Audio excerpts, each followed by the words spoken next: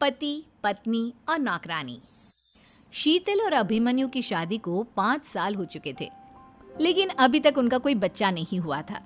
इसकी वजह से शीतल और अभिमन्यु परेशान रहते थे, लेकिन उन दोनों से ज्यादा परेशान थी शीतल की सास, यानी अभिमन्यु की माँ जानकी देवी। जानकी देवी चाहती थी कि जल्दी से जल्दी उनकी गोद में पोता या पोती आ जाए, और इसीलिए वो अपनी बहू शीतल को लेकर एक दिन हॉस्पिटल पहुंची। डॉक्टर मैडम, जरा ठीक से चेक करके बताइए ना। कई बड़े बड़े डॉक्टर को दिखाया है, लेकिन मेरी बहू माँ ही नहीं बन पाती। मैंने शीतल को बहुत अच्छे से चेकअप किया है। देखिए, बात यह है कि शीतल के अंदर माँ बनने की कैपेसिटी नहीं है। ये आप क्या कह रही हैं डॉक्टर साहब? कोई तो इलाज होगा ना, कोई दवाई दे दीजिए।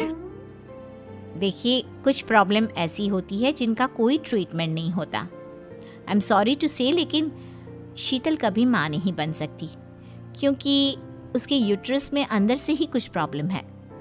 घर आने के बाद क्या हुआ माँ? कहाँ लेकर गई थी आप शीतल को?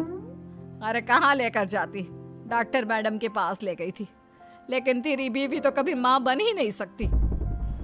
मम्मी जी, इसमें मेरी क्या गलती?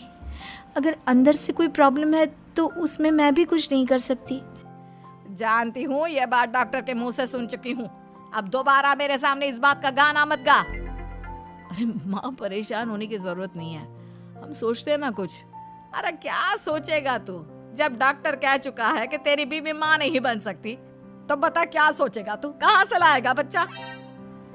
माँ, ये तो मैं भी नहीं जानता। अभिमन्यु, क्यों ना हम अनाथ आश्रम से एक बच्चा गोद ले आए? क्या फर्क पड़ता है बच्चा हमारा हो या गोद लिया हुआ? हाय, बड़ी बातें बनाने वाली। क्या फर्क पड़ता है? अरे क्यों फर्क नहीं पड़ता? मुझे इस वंश को आगे बढ़ाने के लिए मेरे बेटे का खून चाहिए, किसी दूसरे का नहीं। लेकिन माँ, आप जानती हैं कि ये अब पॉसिबल नहीं है। मैं कुछ नहीं जानती। मैं किसी पराये की औलाद को इस घर में अपना पोता या पोती बन के बढ़ता हुआ नहीं देख सकती। मेरा वंश मेरे बेटे के खून से ही आगे बढ़ेगा। लेकिन मम्मी जी, ऐसा कैसे हो पाएगा? आप अच्छी तरह जानती है ना, मेरा और अभिमन्यु का बच्चा नहीं हो सकता।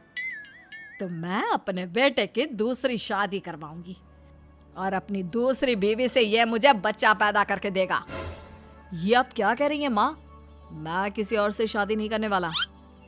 मेरे रहते हुए आप अभिमन्यु की शादी किसी और से करवाएंगी? मम्मी जी, आप ऐसा कैसे कर सकती हैं?